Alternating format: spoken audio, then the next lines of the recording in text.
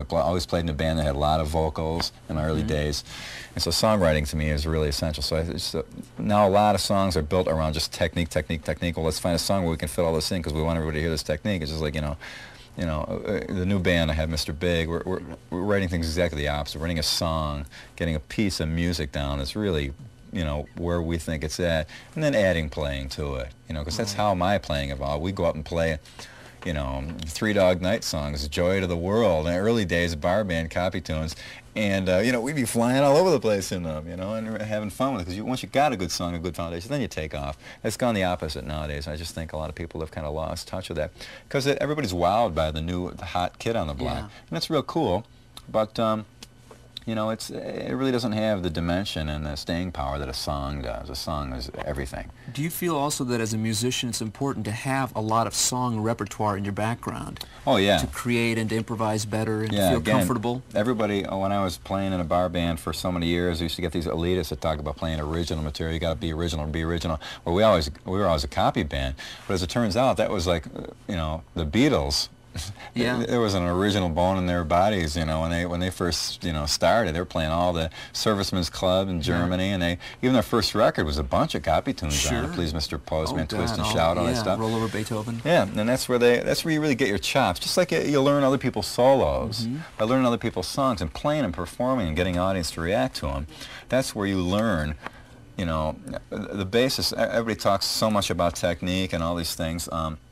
Why are we doing it? Are we doing it to solo for the rest of our lives? We're doing it to get up in front of people and perform and make something happen with an audience, or have a record that touches many people. And you're not going to do that necessarily with lots of soloing. You're going to do that with a song. And the whole purpose of being in music for me is to get up on stage and entertain people. It's not necessarily just sit there and solo all night long.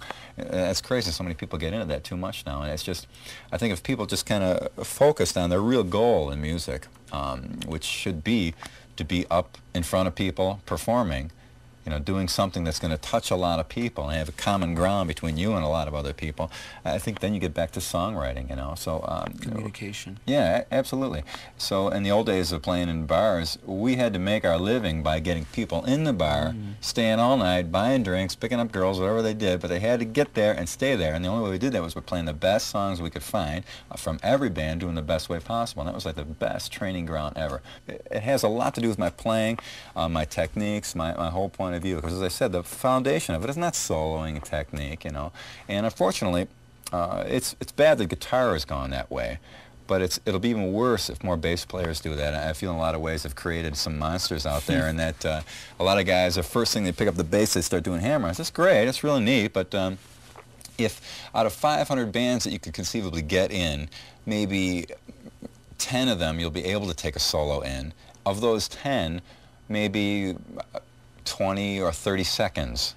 So here's guys devoting their whole lives to all this stuff. Well, they'll actually only be able to do 20 or 30 seconds of it live ever, And what about the groove? That's where it's at. I mean, that's, I learned about playing drums. I used to, in the old bands, used to rehearse with just the drummer alone. We used to learn all our songs and just going just bass and drums. Just, no guitar, no vocals, just learning grooves, learn how to work with drums, pound along with them, stay in time. And we always had to get audiences dancing in the early days, so we always had to make it move. We always had to make it groove and slide, and we were always really successful. Tallis back in Buffalo, like we held every attendance record of every club. They stopped counting after a while, It was like for over a decade, or from 72 to 85. I mean, Tallis was around in Buffalo, so we certainly cut our teeth on that.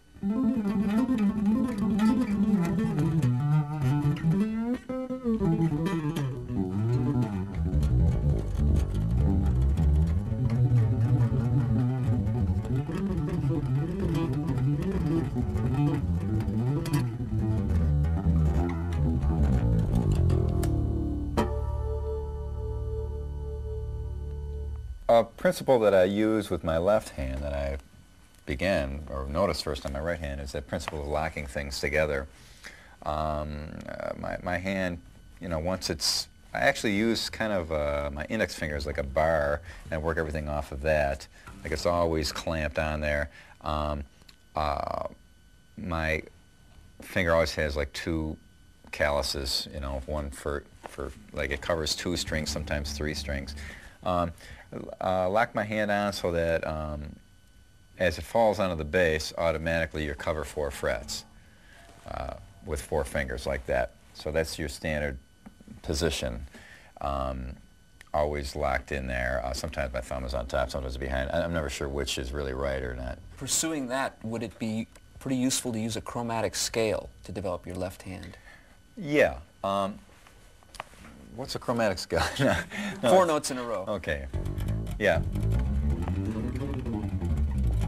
Yeah, that's one thing that I do as an exercise. You can do that backwards, forwards, start it from the middle, out, or stagger it. Any configuration you can think of. But what I do basically is exercise my fingers so that any combination is worked out in exercise. And also I do exercising without my right hand sometimes, because you'll find if occasionally you do an exercise with just one hand independently, right hand alone or left hand alone, if you watch your playing, sometimes you'll notice that your left hand will cover for your right and vice versa. You can focus maybe more as you separate them too. Yeah, I focus on who's doing what, whereas they cover for each other's mistakes kind of. If your left hand is weak in an area, your right hand will kind of beef up the move there to make up for it. So what I try to do sometimes, not all the time because you'll lose your coordination between hands, but work on my left hand alone just to make sure I see what it's doing. You can feel the weak spots in it, especially when you do exercises like that are across, playing all those notes. I feel, this is definitely the weaker fingers, and I definitely feel that. So I'll work on that across the neck, like that. And again, I play mostly in patterns, so this is the pattern. All 4 fingers across all 4 strings on 4 frets. Now you notice that when you're actually playing music, you're going to have to get up to stretch like that. Of course. You probably actually wouldn't. In most music, you'd never stretch more than that, really, than 4. Than however many frets that is, 5 frets or whatever it is.